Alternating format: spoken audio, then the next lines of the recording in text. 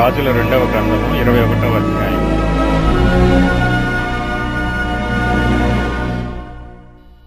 మనష్షే ఏలన ఆరంభించినప్పుడు 12 ఏండ్ల వాడై యెరూషలేములో 55 సంవత్సరములు ఏలెను.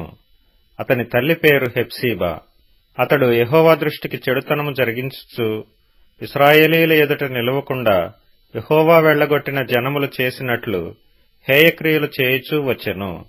తన తండ్రి అయిన హిజ్కియా పడగొట్టిన ఉన్నత స్థలములను అతడు తిరిగి కట్టించి బయలుదేవతకు బలిపీఠములను కట్టించి ఇశ్రాయేలు రాజైన ఆహాబు చేసినట్లు దేవతా స్తంభములను చేయించి నక్షత్రములకు మ్రొక్కి వాటిని పూజించుచుండెను. మరియు నా నామము ఉంచుదునని యెహోవా సెలవిచ్చిన యెరూషలేములో అతడు యెహోవా మందిరమందు బలిపీఠములను కట్టించెను. మరియు యెహోవా మందిరమునకున్న 2 శాలలలో ఆకాశ సమూహమునకు అతడు బలిపీఠములను కట్టించెను.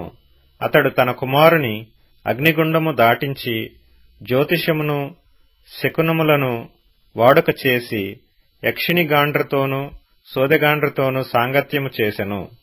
ఈ ప్రకారము అతడు యెహోవా దృష్టికి బహుగా చెడుతనము జరిగించుచు ఆయనకు కోపము పుట్టించెను.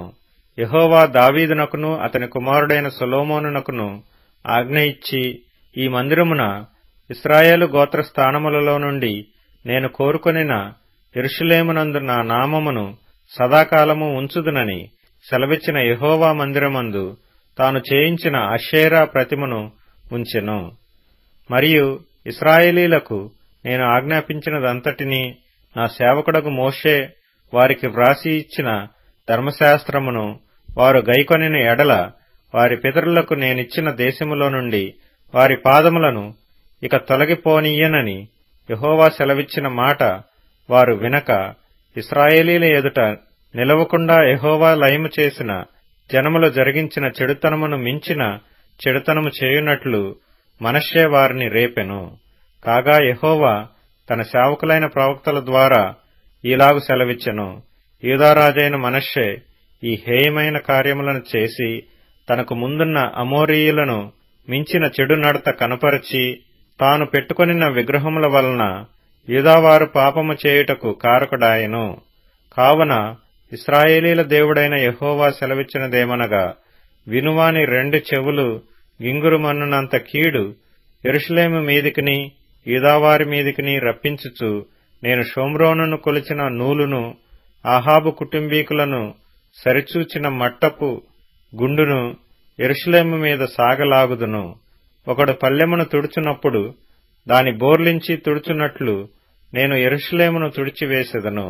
మరియు నా స్వాస్థ్యములో శేషించిన వారిని నేను త్రోసివేసి వారి శత్రువుల చేతికి వారిని అప్పగించెదను. వారు తమ పితరులు ఐగుప్తు దేశములో నుండి వచ్చిన నాటి నుండి నేటి వరకు నా దృష్టికి కీడు చేసి నాకు కోపము పుట్టించుచున్నారు గనుక వారు తమ శత్రువులందరి చేత దోచెబడి నష్టము నొందుదురు.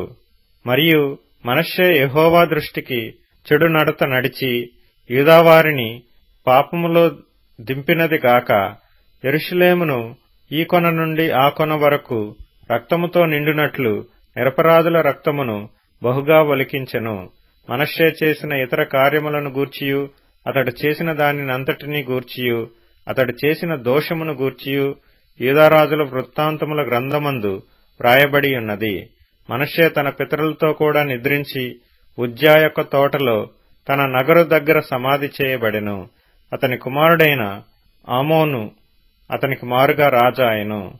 ఆమోను ఏలనారంభించినప్పుడు 22 ఏండ్లు వాడై యెరూషలేమునందు 2 సంవత్సరములు ఏలెను.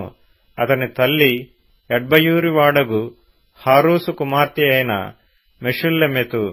అతడు తన తండ్రి అయిన మనష్షే నడిచినట్లు యెహోవా దృష్టికి చెడు నడత నడిచెను.